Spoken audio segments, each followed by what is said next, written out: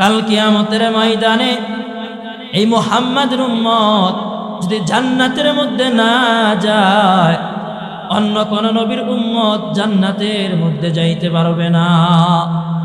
এত পরিমাণে দামি আমি আপনি হওয়ার পরেও আমি আপনি আল্লাহর কাছে দামি হতে পারি নাই। আমি আপনি আজ পর্যন্ত আখিরি জামানার নবীর কাছে উম্মত বলে পরিচয় দিতে পারি নাই। শুধু নামে উম্মত হয়ে গেলাম, শুধু নামে মুসলমান হয়ে গেলাম। আমি মুসলমানের সন্তান, এইটা বড় কথা নয়। আমার কাজকর্মে আমার আমলে পরিচয় দিতে হবে আমি মুসলমান, ঠিক কিনা? আমাদের বাপ দাদার ধর্ম ছিল মুসলিম, আমি সেই সূত্রে মুসলমান হয়ে গেলাম। পারে না এমন কোন বান্দা নাই যারা নবীজির আদর্শ মানার পরে গুনাহ করে না। মুখের মধ্যে দাড়ি দেখা যায়, শরীরের মধ্যে লম্বা জামাও দেখা যায়, তারপরেও কিন্তু মুনাফিক মার্কা মুসলমান আছে না নাই? আছে না নাই? এইরকম মুসলমানের কোনো অভাব নাই। মুখের মধ্যে লম্বা দাড়ি, শরীরের মধ্যে লম্বা জামা পরিধান করানো, তারপরে শয়তানি করে, মানুষের অন্যায় করে, আছে না নাই? তো যাও সুন্নতে আহমদ কুজাবা মুহাম্মদ কাইবুয়াতে লিসবতরা কার শৈতা মিকনিনা মতওয়ালি अगर वाली लानत से आइबर वाली। উপরের লেবাস শুধু মুসলমান মনে হয়, আখিরি জামানার নবীর উম্মত বলে দাবি করে, কিন্তু ভিতরে ভিতরে পরিপূর্ণ শয়তানি আছে না নাই? এইরকম মুসলমান কিন্তু দুনিয়ার মধ্যে অভাব নাই।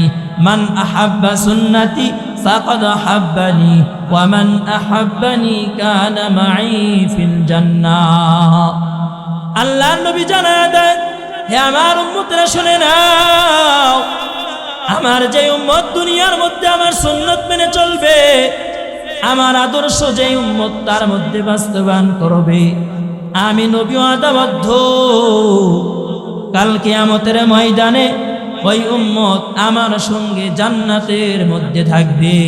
সুবহানাল্লাহ। কিন্তু বর্তমান দেখা যায় আমরা নবী রাসূলের কোনো আদর্শ মানি না, তার সুন্নতের উপর কোনো আমল করি না, তার সুন্নত আমি আপনি বাস্তবায়ন পর্যন্ত করতেও পারি না। আমরা শুধু নামে মুসলিম হয়ে গেলাম, আমরা শুধু নামে আদর্শ নবীর উম্মত হয়ে গেলাম। আমরা শুধু জবান দ্বারা দাবি করলাম, আমরা শুধু জবান দ্বারাই মুখে মুখে বলি আমি আখিরি জামানার নবীর বড় উম্মত, আমি মুসলমান। আমাদের মতো দামি দুনিয়ার মধ্যে আর কেউ হতে পারে না। মুসলমান বলে দাবি করলাম, আমি আপনি মুসলমান হওয়া সত্ত্বেও আজ পর্যন্ত সহি শুদ্ধ করে কোরআন তেলাওয়াত করতে পারি না। আমি আপনি মুসলমান হওয়া সত্ত্বেও আজ পর্যন্ত সহি শুদ্ধ করে নামাজটা পড়তে পারি না। একজন অন্য ধর্মের ভাই, হিন্দু ভাইও যদি হয়, সেও নামাজ পড়ে না, সেও কোরআন তেলাওয়াত করে না। আমি মুসলমানের সন্তান, মুসলমানের ঘরে জন্ম নেওয়ার পরেও আমিও নামাজ পড়ি না, সেও কোরআন তেলাওয়াত করলো না। আমি মুসলমান হওয়া সত্ত্বেও কোরআন তেলাওয়াত করা জানি না, সেও কালেমা পড়া জানে না। আমি মুসলমানের সন্তান হওয়া সত্ত্বেও কালেমা পড়া জানি না, আছে না নাই? মুখে দাবি করলে হবে না। লাকাদ আরসালনা রাসূলুল্লাহি উসওয়াতুন হাসানাহ।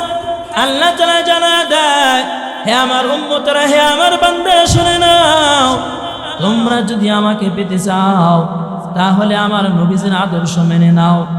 আল্লাহ নবী জানায় দেয়, হে আমার উম্মত, তোমরা যদি আমাকে পেতে চাও তাহলে তুমি আল উলামা ওয়ারাসাতুল আম্বিয়া, আলেমদেরকে তোমরা মহব্বত করো, আলেমদেরকে তোমরা অনুসরণ করো, আলেম দেখলে তোমরা সম্মান জানায় দাও। কিন্তু বর্তমান সময়ের মধ্যে দেখা যায় আলেমদেরকে আমরা মহব্বত করতে জানি না, আলেমদেরকে আমরা সম্মান পর্যন্ত করতে জানি না। এক শ্রেণীর লোক দেখা যায় যারা আলেমদের দেখলে তাদের শরীরের মধ্যে কেমন জানি চুলকানি হয়ে যায়, আছে না নাই? এইরকম লোকের কোনো অভাব নাই। মহল্লার একজন ইমাম, সে তো হয় নেতা, সে তো হয় প্রতিনিধি, সে তো হয় খলিফা, এমন একটা সম্মানিত ব্যক্তিকে আমরা সম্মান করতে জানি না, আছে না নাই? এই যে দেখছেন গত বছরের ঘটনা, আমাদের দেশের মধ্যে স্বৈরাচার সরকার থাকার কারণে আলেমদের উপরে কি পরিমাণ নির্যাতন স্টেম রোলার পর্যন্ত চাপায় দেয়। একজন আলেমকে আল হক ওয়া যাকাল বাতিল ইন্নাহু কানা যাহুকা, একজন আলেম হক কথা বলার কারণে তাকে জেলের মধ্যে আবদ্ধ করা হয়।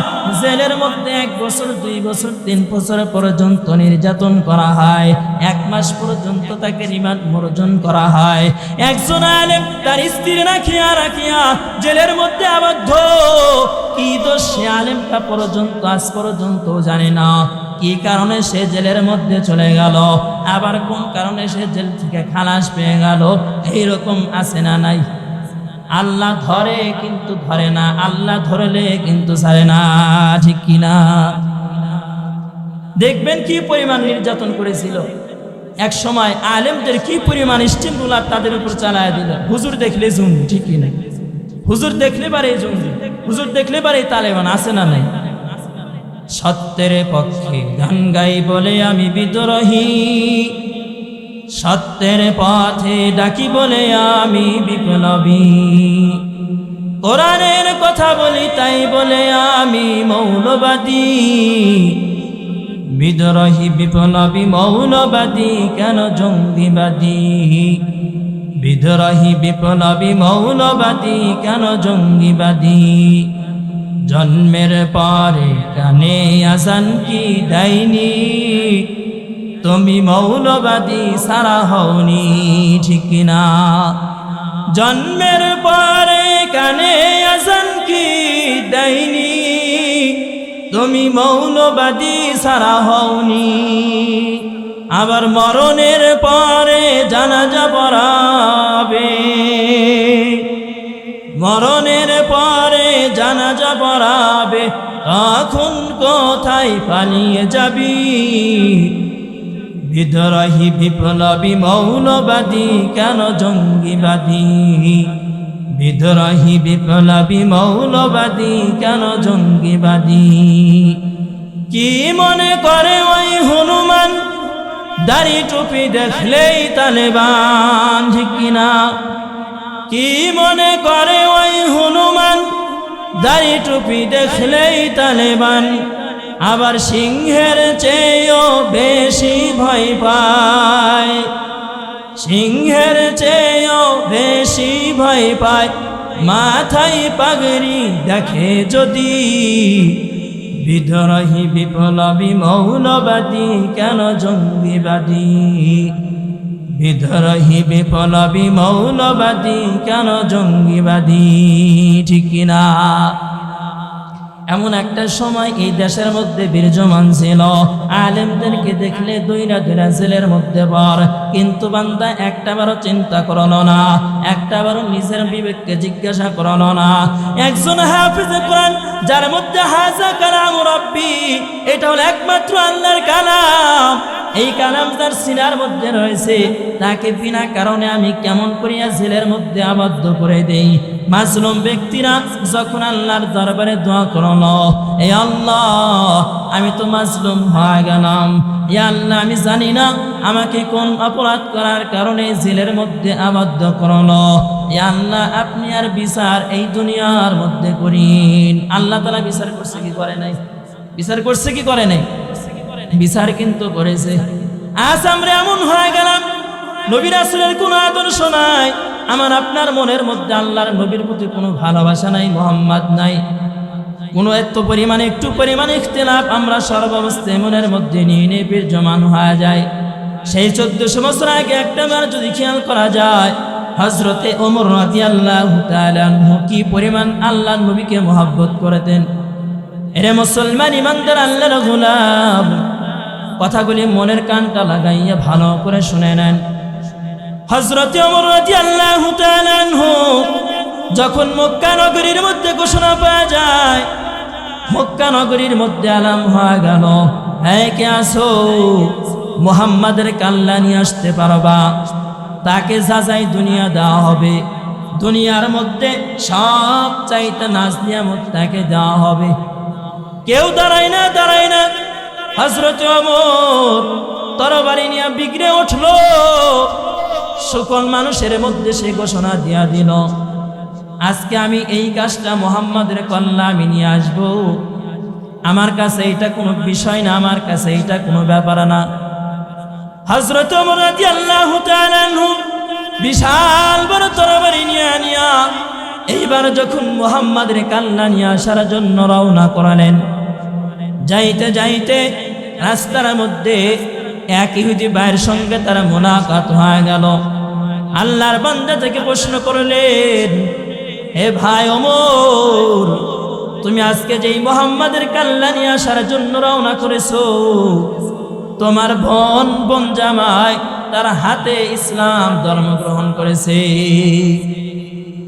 ওমরের মাথা বড় গরম, ওমর এমনিতেই বড় রাগী মানুষ। এইবার যখন ওমর কথাটা শুনতে পায়, তার আপন বোন জামাই বোন মুহাম্মাদের কালেমা গ্রহণ করেছে, ধর্ম গ্রহণ করেছে, ওমর এইটা মানতে পারে না। ওমর মনে মনে টেনশন চিন্তা ভাবনা করে ফেলল, আজকে মুহাম্মাদের কাল্লা পরে আনবো, আগে আমি আমার বোন জামাইকে দেখে নেই। ওমর এইবার বোনের বাড়িতে রওনা করলেন। বাড়িতে যাওয়ার পর বোন জামাইয়ের নাম ছিল আব্দুল্লাহ ইবনে সাঈদ। হে আব্দুল্লাহ ইবনে সাঈদ, যখন তার বোন জামাই তার সামনে এসে হাজির হয়ে গেল, ওমর তাকে তিনটা প্রশ্ন করলেন। হে আমার বোন জামাই, আমি শুনলাম তুমি নাকি মুহাম্মাদের ধর্ম গ্রহণ করেছো, আমি শুনলাম তুমি নাকি মুহাম্মাদের কালেমা গ্রহণ করেছো, আমাকে জানায় দাও। আব্দুল্লাহ ইবনে সাঈদ জানায় দেয়, হে ভাইজান, এটা সত্য, আপনি শুনেছেন আমি মুহাম্মাদের ধর্ম গ্রহণ করলাম, আমি মুহাম্মাদের কালেমা গ্রহণ করেছি। এইবার ওমর জানায় দেয়, তুমি যদি বাঁচতে চাও, যদি তোমার কল্যাণ না হারাইতে চাও, তাহলে এক্ষুনি তুমি মুহাম্মাদের কালেমা ফিরে দাও। এইবার আব্দুল্লাহ ইবনে সাঈদ জানায় দেয়, হে আমার ভাই শুনে নেন, আমি আব্দুল্লাহ ইবনে সাঈদ, আমার শরীরে এক বিন্দু পরিমাণ রক্ত থাকা পর্যন্ত আমি মুহাম্মাদের ধর্ম ছাড়তে পারবো না, আমি মুহাম্মাদের কালেমা ছাড়তে পারবো না। এইবার যখন তার বোন ফাতেমাকে ডেকে বললেন, হে আমার বোন, আমি তোমাকে কত কষ্ট পরিশ্রম করিয়া দুনিয়ার মধ্যে লালন পালন করলাম, আজকে আমি ভাই হইয়া তোমাকে উপদেশ দিয়া দিলাম, তুমি মুহাম্মাদের কালেমা ছেড়ে দাও। এইবার বোন জানায় দেয়, হে আমার ভাই শুনে নেন, আমি ফাতেমার জীবন চলে যাবে, তারপরেও আমি মুহাম্মাদের কালেমা ছাড়তে পারবো না। এইবার ওমরের মাথা বড় গরম হয়ে যায়। ওমরের তরবারির উল্টা পিঠ দ্বারা বোনের শরীরের মধ্যে বারবার আঘাত শুরু করলেন। আঘাতের কারণে বোনের নরম শরীর ফেটে রক্ত প্রবাহিত হয়ে যায়। বোন জোরে কান্না করে। বোনের কান্না দেখিয়া ওমরের এক পর্যায়ে চোখ দিয়ে টপ টপ করে পানি পড়া শুরু করলো। যেই বোনটাকে আমি এত কষ্ট পরিশ্রম করিয়া মানুষ করলাম, আজকে সেই বোনের শরীরের মধ্যে আমি হাত দিয়েছি, না এই কাজটা আমার ঠিক হয় নাই। এইবার বোনকে জানাইলেন, এ আমার বোন, তুমি কোন কালেমা দেখিয়া, তুমি কোন জিনিসটা দেখিয়া মুহাম্মাদের কালেমা ধর্ম গ্রহণ করলা, আমাকে সেই জিনিসটা একটু পরে দেখাও না। এইবার বোন ফাতিমা ঘরের মধ্যে কোরআন শরীফটা আনিয়া বাইরের সামনে যখন তেলাওয়াত করা শুরু করালেন, তাহা মা আনজালনা ইলাইকাল কুরআন লিতাশকা। ওমর যখন এই কোরআনের বাণী শুনে ওমর স্থির থাকতে পারল না। ওমরের চোখ দিয়ে বেয়ে টপ টপ করা পানি পড়া শুরু করালো। ওমরের মনটা ধীরে ধীরে কেমন জানি নরম হওয়া শুরু করালো। বোনকে জানায় দেয়, হে আমার বোন, এই কালাম এত সুন্দর, না জানি এই কালামটা যেই ব্যক্তির উপরে নাজিল হয়েছে ওই ব্যক্তিরা না জানি কত পরিমাণে সুন্দর। হে বোন আমার, কালামটা আমার হাতের মধ্যে দিয়া দাও। এইবার বোন জানায় দেয়, না না, এই কালাম তোমার হাতের মধ্যে দেওয়া যাবে না, যাবে না। এই কালাম কোনো দুনিয়ার কোনো সাধারণ কিতাব হতে পারে না। বিনা ওযুতে তোমার এই কালাম ধরা যাবে না, যাবে না। তুমি সুন্দর করে ওযু বানায় আসো, তোমার হাতের মধ্যে আমি কালামটা তুলে দেব। এইবারে যখন হযরত ওমর রাদিয়াল্লাহু তাআলা আনহু সুন্দর করিয়া যখন ওযু বানাইয়া বোনের সামনে যখন হাজির হয়ে গেল, হাতের মধ্যে যখন কালামটা তুলিয়া দেয়, এইবার বোনকে জানায় দেয়, হে বোন আমার, আমি কালেমা গ্রহণ করব। এইবার বোন মুহাম্মাদের দরবারে যখন তার ভাইকে ওমরকে নিয়ে যায়, আল্লাহর নবীর দরবারের মধ্যে যায়। আল্লাহর নবী তো আগে থেকেই মাওলার দরবারে দোয়া করা শুরু করেছিলেন, এই আল্লাহ, এই মক্কার জমিনের মধ্যে দুইজন ব্যক্তিকে তুমি দিনের জন্য কবুল করে নাও। হয়তো আবু জেহেলকে কবুল করে নাও, আর না হয়তো তুমি ওমরকে দিনের জন্য কবুল করে নাও। আল্লাহ তাআলা হযরতে ওমরকে কবুল করেছিলেন। ওমর রাদিয়াল্লাহু তাআলা আনহু আল্লাহর নবীর সামনে যখন চলে যায়, আল্লাহর নবী তাকে সুন্দর করে করে কালেমা গ্রহণ করায় দেয়। কালেমা লা ইলাহা ইল্লাল্লাহু মুহাম্মাদুর রাসূলুল্লাহ সাল্লাল্লাহু আলাইহি সাল্লাম। কি পরিমাণ হুজুর পাক সাল্লাল্লাহু আলাইহি সাল্লামের কালামের বাণী শুনিয়া রাসূল পাক সাল্লাল্লাহু আলাইহি সাল্লামের চেহারা মোবারক দেখিয়া সে সমস্ত রাগ ভুলে গেলেন। যে ওমর গিয়েছিলেন কাল্লা আনার জন্য, কাল্লা কাটতে, সে ওমর কি করলেন? সেই মুহাম্মাদের হাতের মধ্যে হাত রাইখা ইসলাম গ্রহণ করালেন, দিন গ্রহণ করালেন। হেদায়েতের মালিক, হেদায়েতের মালিক একমাত্র আল্লাহ, ঠিক কিনা? মান আহবাবতা ফাকাদ আহাব্বানি কানা মাই ফিল জান্নাহ। হেদায়েতের মালিক একমাত্র আল্লাহ। যে ব্যক্তি নবী রাসূলের সুন্নত মেনে মেনে দুনিয়াতে বাস্তবায়ন করবে, কাল কিয়ামতের ময়দানে সে আল্লাহ রাসূলের সঙ্গে জান্নাতের মধ্যে থাকবে। তলাবুল ইলমি ফারিদাতুন আলা কুল্লি মুসলিম। প্রত্যেকটা মুসলমান নর এবং নারী উভয় জাতির উপরে কোরআন শিক্ষা করা ফরজ। কারণ ফরজ আল্লাহর হুকুম, সুন্নাত নবীর হুকুম। আল্লাহ তাআলা যেটা আদেশ করেছে সেটা তো বান্দা পরিপূর্ণ ফরজ, আর যেটা নবী রাসূল হুকুম করেছে সেইটা তো পরিপূর্ণ সুন্নাত।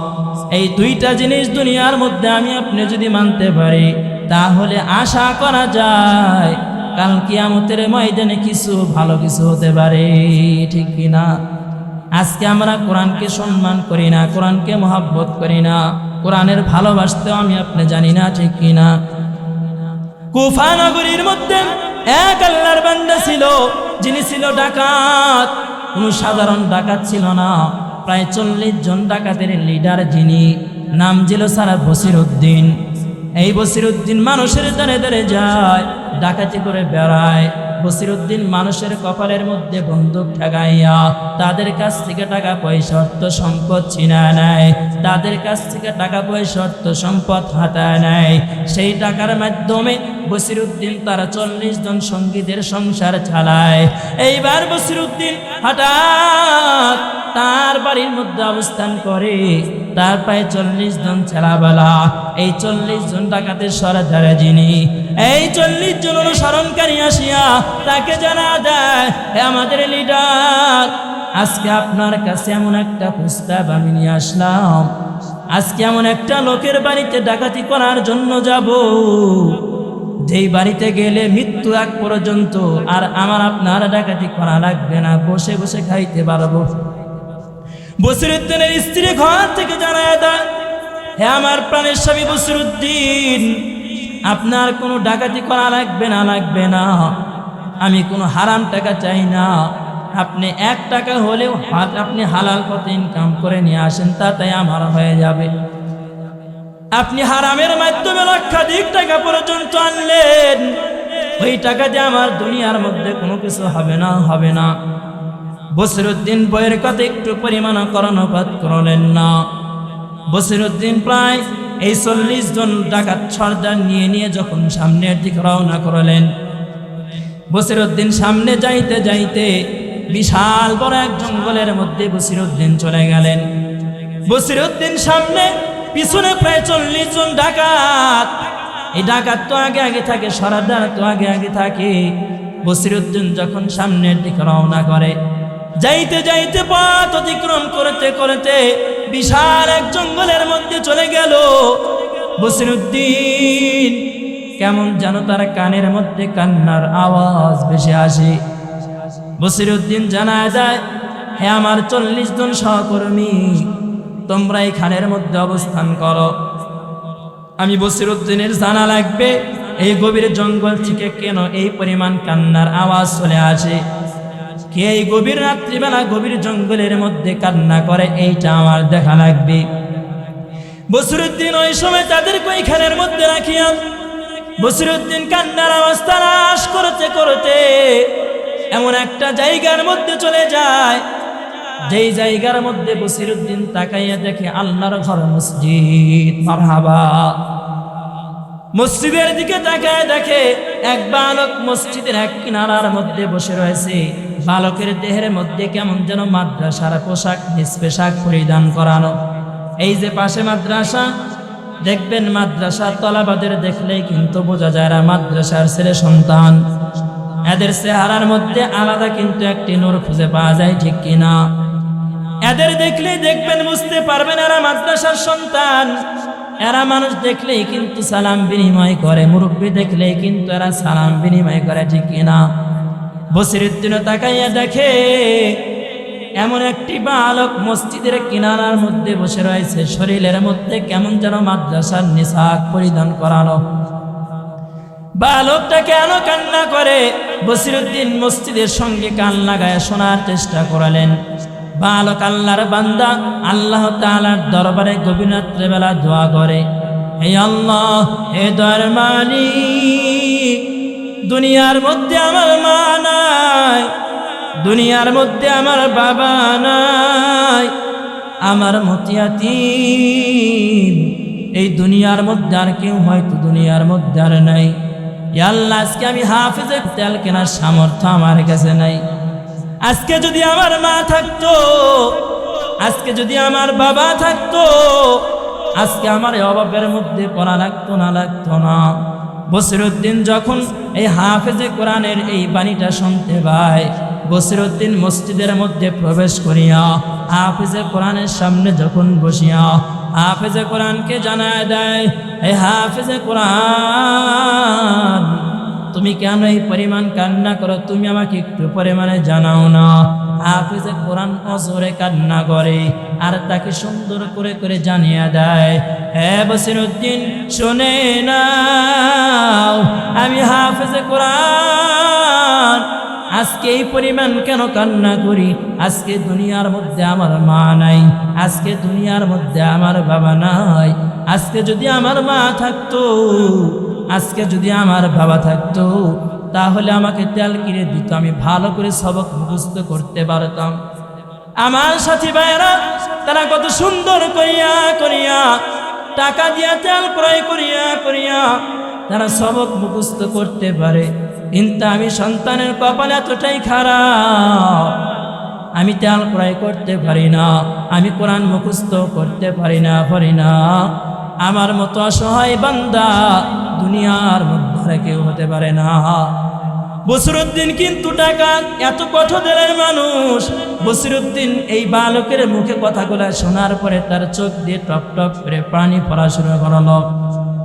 বসিরউদ্দিনের তখন মনে পড়ে গেল, আমার মায়ের নবী, দয়ার নবী তো এই পরিমাণ ইয়াতিম ছিলেন।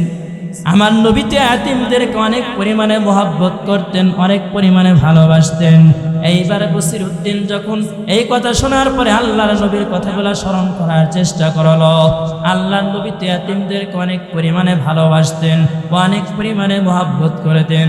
বসিরউদ্দিনের কথা মনে পড়িয়া আল্লাহর নবী কি পরিমাণে ভালোবাসতেন। একদিন আল্লাহর নবী মুহাম্মদ মসজিদে নববী থেকে বের হইয়া তার গৃহের দিকে রওনা করালেন। হঠাৎ যাইতে যাইতে রাস্তার মধ্যে এক মাসুম সন্তান অজরে কান্না করে। আল্লাহর নবী দেখিয়া জানায়, হে বালক, তুমি কেন কান্না করো? ওই বালক জানা দেয়, হে হুজুর, দুনিয়ার মধ্যে আমার মা নাই, দুনিয়ার মধ্যে আমার বাবা নাই, আমার মতো এতিম সন্তান দুনিয়ার মধ্যে আর কেউ হতে পারে না। আল্লাহর নবী এতিমের কষ্ট তো বোঝে, ভালো করেই বোঝে। আল্লাহর নবীর যখন 6 বছর বয়স, তার জনম দুঃখিনী মা ইন্তেকাল করে।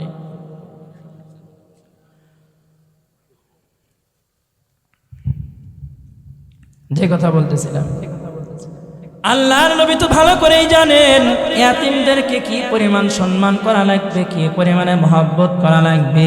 আল্লাহর নবী ইয়াতিম সন্তানটাকে কোলের মধ্যে নিয়ে যখন বাড়ির দিকে রওনা করলেন, স্ত্রী আয়েশা সিদ্দিকা রাদিয়াল্লাহু তাআলা আনহাকে জানাইলেন, হে আমার বিবি শুনে নাও, আমার এই সন্তানটা আজকে আমি করে নিয়ে আসলাম।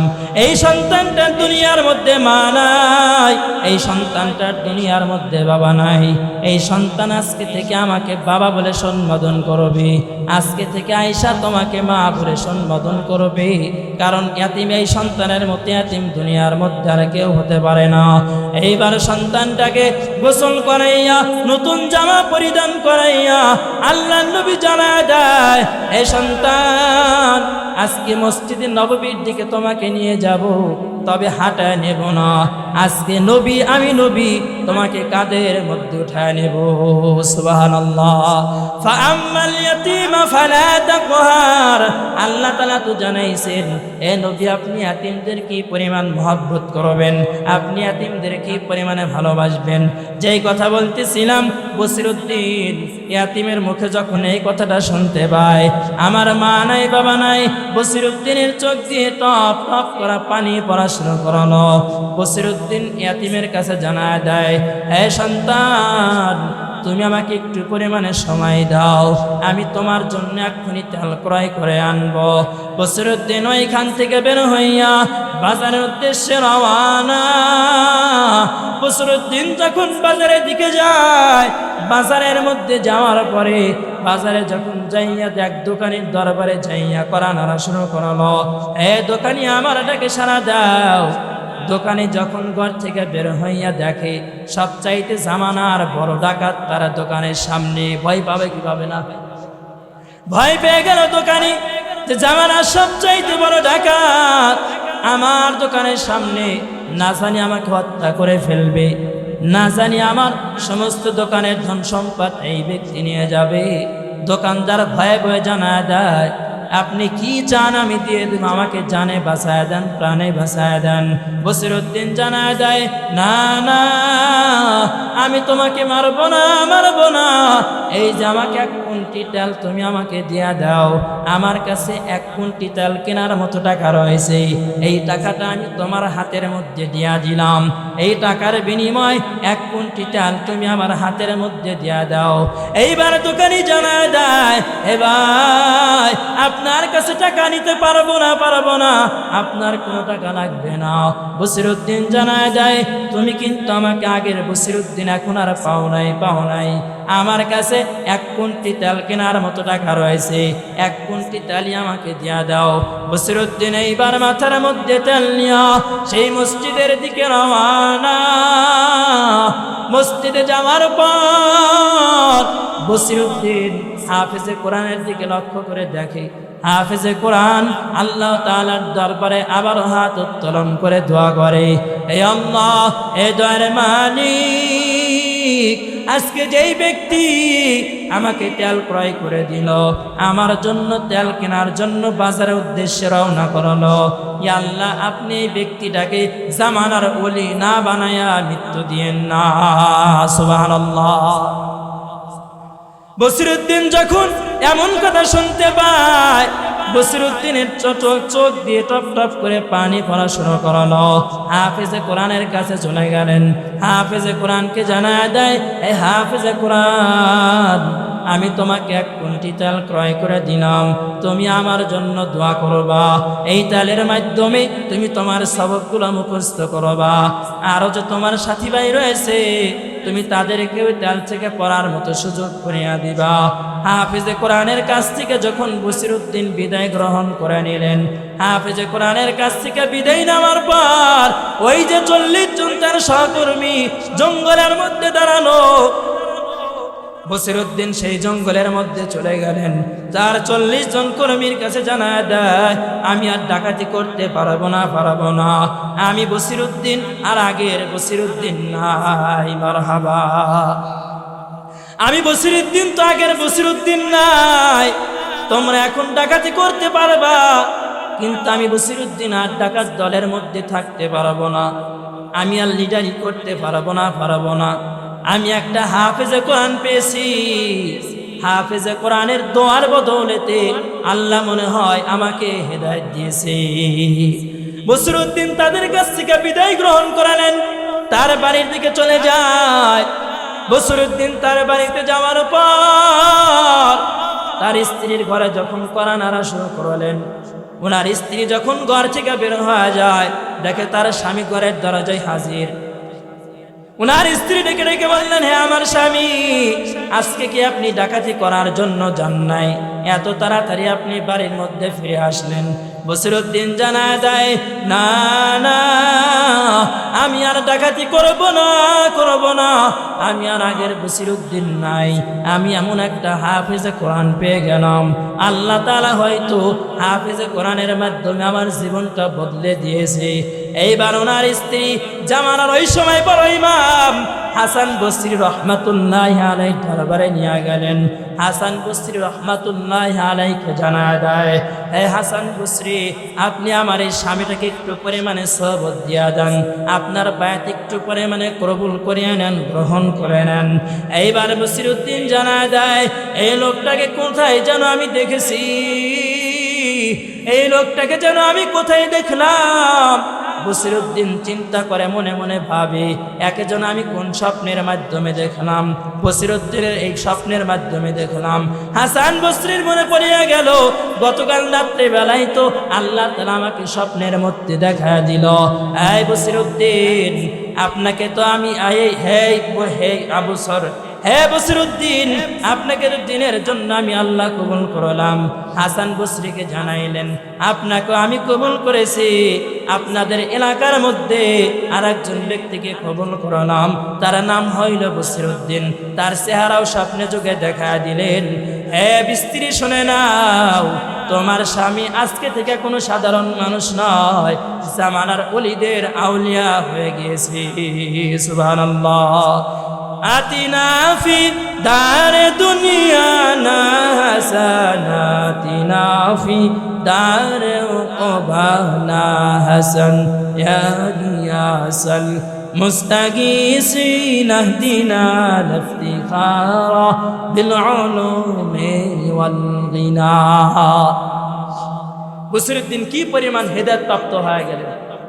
একটা হাফেজে কোরআনকে একটু পরিমাণে সাহায্য করার কারণে হাফেজে কোরআন আল্লাহর কাছে দোয়া করলেন, হে আল্লাহ, তুমি এই বসিরউদ্দিনকে জামানার ওলি না বানায়া তুমি ইন্তিকাল করায়ও না, মৃত্যু দিও না। আল্লাহ তাআলা কি করলেন? বসিরউদ্দিনকে ওলি হিসাবে কবুল করেছেন কি করেন? আমরা নিজে কোরআন শরীফ পড়তে পারি না, যারা কোরআন শরীফ পড়া পারে তাদেরকে মহব্বত করব, আমরা তাদেরকে ভালোবাসব। মায়ার নবী, দয়ার নবী কি পরিমাণে এতিমদেরকে মহব্বত করেছেন, ভালোবেসেছেন, ওই পরিমাণ আমি আপনি মহব্বত করব, তাদেরকে ভালোবাসবো, ঠিক কিনা? ইয়াতিম ছিলেন আমাদের নবী। 6 বছর বয়সে সে মা হারাইলেন। 6 বছর বয়সে সে মা হারাইলেন। 8 বছর বয়সে দাদাকে হারাইলেন। জন্মের পরে তো কোনোদিন বাবাকেই দেখেননি, আব্বা বলে তো ডাকতেই পারেননি। আমার আপনার নবীর ইয়াতিমের মতো কি কেউ কোনো ইয়াতিম হতে পারে না। হযরতে ফাতেমা রাদিয়াল্লাহু তাআলা আনহা ইয়াতিম ছিলেন। মাত্র 29 বছর বয়সে ফাতেমা রাদিয়াল্লাহু তাআলা আনহা কিন্তু দুনিয়ার মায়া ত্যাগ করেছিলেন, দুনিয়া থেকে বিদায় হয়েছিলেন।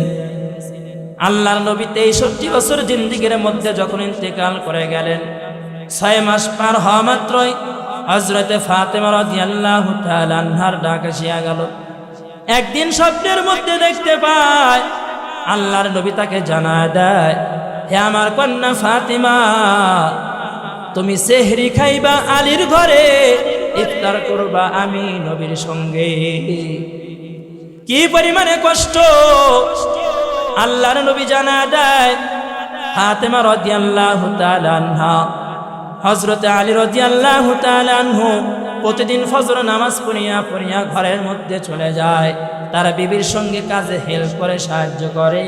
কিন্তু আজকে যাইয়া দেখে ফাতেমা রাদিয়াল্লাহু তাআলা আনহা জোরে কান্না করে। কেন কান্না করে? আটা পিষতেছে আর জোরে কান্না করে, চোখ দিয়ে টপ টপ করে বেয়ে বেয়ে পানি পড়ে।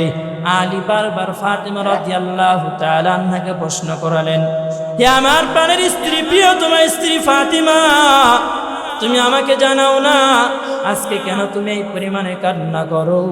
তোমাকে আর আগে কোনোদিন তো এই পরিমাণ কান্না করতে দেখি নাই, আজকে তুমি কেন এই পরিমাণে কান্না করো? আমাকে একটু পরিমাণে জানাও না। ফাতেমা জানাই না। একবার প্রশ্ন করালেন, জানাই না। দুইবার প্রশ্ন করলেন, জানাই না। তিনবার যখন প্রশ্ন করালেন, ফাতেমা রাদিয়াল্লাহু তাআলা আনহা তার প্রাণপ্রিয় স্বামীর কাছে জানায় দেয়, হে আমার প্রাণের স্বামী আলী, শুনে নেন, আমি রাত্রেবেলা স্বপ্নের মধ্যে দেখলাম আমার আব্বাজান আমাকে জানাইলো তুমি সেহরি খাইবা আলীর ঘরে, ইফতার করবা আমার সঙ্গে। আহ, কি পরিমাণে কষ্ট! হযরত আলী রাদিয়াল্লাহু তাআলা আনহু প্রিয় তোমার স্ত্রীর কান্না দেখিয়া সহ্য করতে পারলেন না। আলী তো মানতে পারে না।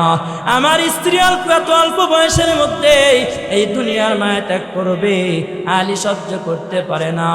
আলী মাসুরে কান্না শুরু করে দেয়। এমত অবস্থার মধ্যে ওনার কলিজার টুকরা হাসান হুসেন বাড়ির মধ্যে হাজির হয়ে যায়। মায়ের কান্না দেখে, আবার বাবারও কান্না দেখে। এমন দৃশ্য দেখিয়া হাসান চোখের পানি ধরে রাখতে পারে না, হুসাইন চোখের তো পানি ধরে রাখতে পারে না। মায়েকে আঞ্জা করিয়া ধরে নাই, মায়ের বুকের মধ্যে যায়।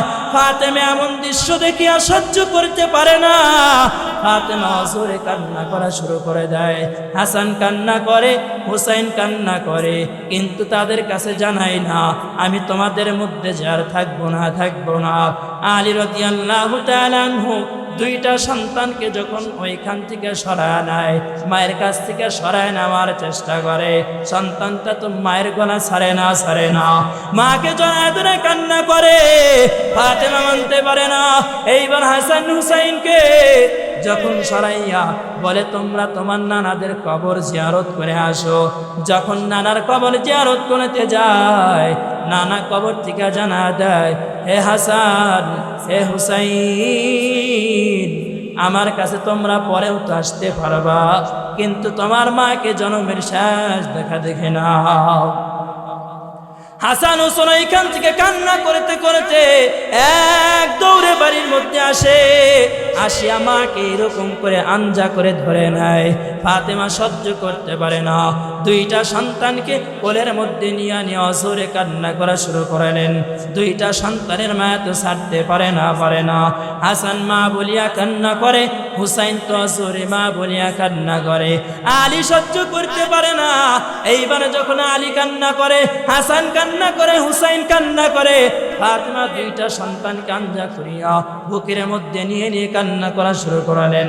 এইবার আলী জানা দেয়, এই স্ত্রী কান্না করবেন না, আমি কথা দিয়া দিলাম এই দুইটা সন্তানকে আমি দুনিয়ার মধ্যে দেখে রাখবো, কোনোদিন মায়ের কষ্ট বুঝতে দেব না, কোনোদিন বাবার কষ্ট তো আমি বুঝতে দেব না।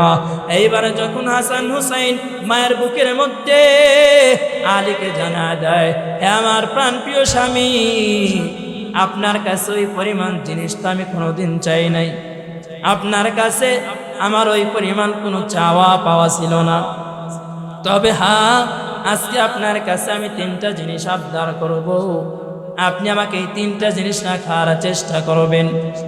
এক নাম্বার দাবি, আমি যখন ইন্তিকাল করব, আমার এই দুইটা কলিজার টুকরা সন্তান হাসান হুসাইনকে আপনি দেখে রাখবেন। এরা তো ছোট্ট, এরা তো একা একা থাকতে পারবে না, আপনি এদের সঙ্গে রাত্রি যাপন করবেন, একদিন হলে এদের সঙ্গে আপনি থাকবেন। দুই নাম্বার ওসিয়ত করলাম, আমি যখন ইন্তিকাল করব, আমার জানাজা করানোর জন্য মাইক দিয়ে কোনো ঘোষণা দেওয়ার প্রয়োজন নাই, লোকদের মধ্যে কোনো ঘোষণা দেওয়ার কোনো প্রয়োজন নাই, আপনি আমার সন্তানেরা আমাকে দাফন কাফন সম্পন্ন করবেন। মা ফাতিমা কি পরিমাণ পর্দা করতেন, কত পরিমাণে সুন্দর ছিলেন, অন্য কোনো পরপুরুষ দেখতে পারে নাই, গায়রে মাহরাম পুরুষ কোনোদিন তার চেহারা কেমন দেখতে পারে নাই। ইন্তিকাল করার পরে যখন ফাতেমা রাদিয়াল্লাহু তাআলা আনহা দুনিয়ার মায়া ত্যাগ করলেন, ওই সময় আলী রাদিয়াল্লাহু তাআলা আনহু তার ওসিয়ত অনুযায়ী যখন তাকে দাফন কাফন করার জন্য চলে যায়, দাফন কাফন সম্পূর্ণ করলেন। দাফন কাফন করার সময় যখন কবর খনন করে, কবরকে জানায় দেয়, হে কবর তুমি কি জানো আজকে তোমার বুকে কে আসবে? কবর জানায় দেয়, কে আসবে আমাকে জানায় দাও। এইবার কবর খননকারী জানায় দেয়, আজকে তোমার বুকে আসবে জান্নাতি মহিলাদের মধ্যে সরদারিনী। সুবহানাল্লাহ। কবর জানায় দেয়, আমি সরদারিনী বুঝি না, কে আসবে আমি তাও জানি না। আমি শুধু জানি নেক আমল, যারা নেক আমল ভালো পাবো, আমি কবর তার সঙ্গে ভালো আচরণ করব, আমি তার সঙ্গে ভালো ব্যবহার করব। একটা জিনিস চিন্তা করে দেখেন, একটা জিনিস লক্ষ্য করে আপনারা ভালো করে দেখেন, যিনি হবে জান্নাতের মধ্যে সরদারিনী, মহিলাদের মধ্যে হবে সরদারিনী, সরদারিনী যে হবে এত সম্মানিত ব্যক্তি, তারপরেও আখিরি জামা, আখিরি নবীর উম্মত, আখিরি নবীর কন্যা, ছোট কন্যা ফাতেমা এত দামি হওয়া সত্ত্বেও কবর যদি তাকে এই কথা বলতে পারে, তাহলে আমি আপনাকে আমাকে কি বলবে?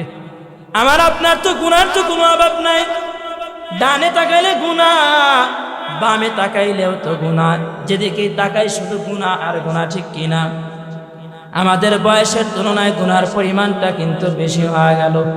এখন যদি ইন্তিকাল করে যায়, নিজের মনটাকে একটু পরিমাণে আপনি প্রশ্ন করেন, ইন্তিকাল করার পরে মাওলার সামনে দাঁড়াই আপনি কি জবাব দেবেন? আল্লাহ তাআলা যদি জানায় দেয়, হে আমার বান্দা, তোমার ৬০-৬৫ বছরের কোনো হিসাব দেওয়া লাগবে না, তুমি মাত্র একটা দিনের হিসাব দিয়ে আজকে তুমি জান্নাতের মধ্যে চলে যাও। আমার মনে হয় না আমরা একটা দিনের হিসাব দিতে পারবো। আমরা একটা দিন হিসাব দিতে পারবো? আল্লাহ তাআলা যদি বলে তোমার ৬০-৬৫ বছরের জিন্দেগির হিসাব কোনো দেওয়া লাগবে না, মাত্র তুমি একটা দিনের হিসাব আজকে দিয়া দাও, একটা দিনের হিসাব দিয়ে তুমি আজকে জান্নাতের মধ্যে চলে যাও। যদি আল্লাহ তাআলা বলে আমার দেওয়া নাজ নিয়ামত তোমরা দুনিয়ার মধ্যে ভক্ষণ করলা, আমার দেওয়া সূর্যের আলো, আমার দেওয়া তোমরা শস্য খাইলা, আমার দেওয়া গাছের ফল খাইলা, আজকে তোমরা হিসাব দিতে পারো না। এই যে আমরা হাত, আমার হাত দেখেন, এই হাত কাল কিয়ামতের ময়দানে আমার বিরুদ্ধে সাক্ষী দিবে। আল্লাহকে বলবে, আল্লাহ তুমি এমন একটা রুহের অধীনে আমাকে দিয়েছিলা, যে ব্যক্তিকে আমাকে সর্বাবস্থায় গুনার কাজে ব্যবহার করেছে, খারাপ কাজে ব্যবহার করেছে। আমার পা বলবে, আল্লাহ তুমি এমন একটা মানুষের অধীনে আমাকে দিয়েছিলা, এমন একটা রুহের অধীনে আমাকে দিয়েছিলা, যে কিনা সর্বাবস্থায় আমার দ্বারা খারাপ কাজে গিয়েছে, খারাপ কাজে ব্যবহার করেছে। আল্লাহ আজকে তুমি আর বিচার করো। দুনিয়ার মধ্যে আমরা নাজ নিয়ামত ভক্ষণ করলাম। একটা জিনিস লক্ষ্য করে দেখেন, এই যে বাতি জ্বলতেছে, এই যে মাইক চলতেছে, আর বিল হবে কি হবে না? হবে। আর আল্লাহ তাআলা যে দিনে সূর্যের আলো যে দেয়, আর কি কোনো বিল দেওয়া লাগে? আমরা আর কোনো বিল দেই না। আল্লাহ তাআলা যদি বিল চাইতো, আমি আপনাকে বিল দিতে পারতাম? কখনো বিল দিতে পারতাম না।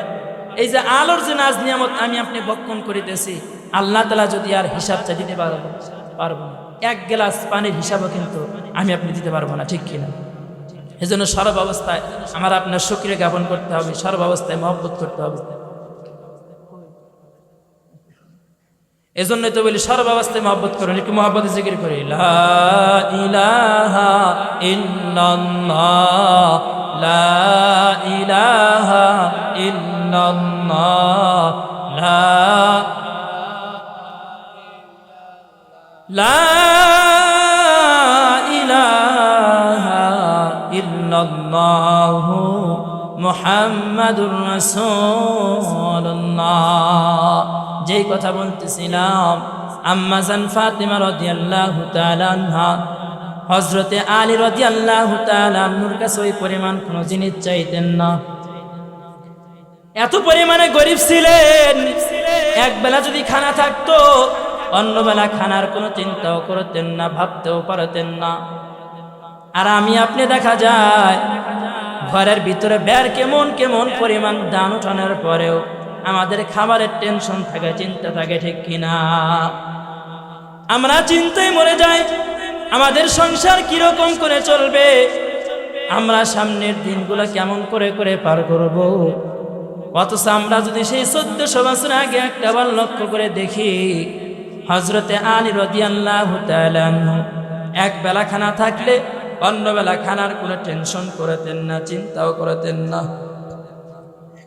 হযরতে ফাতেমা রাদিয়াল্লাহু তাআলা আনহা একদিন আঙ্গুর ফল খাবে, বেদনা ফল খাবে, তার মনের মধ্যে বড় ইচ্ছা জাগিয়া গেল, ইচ্ছা পোষণ করলো।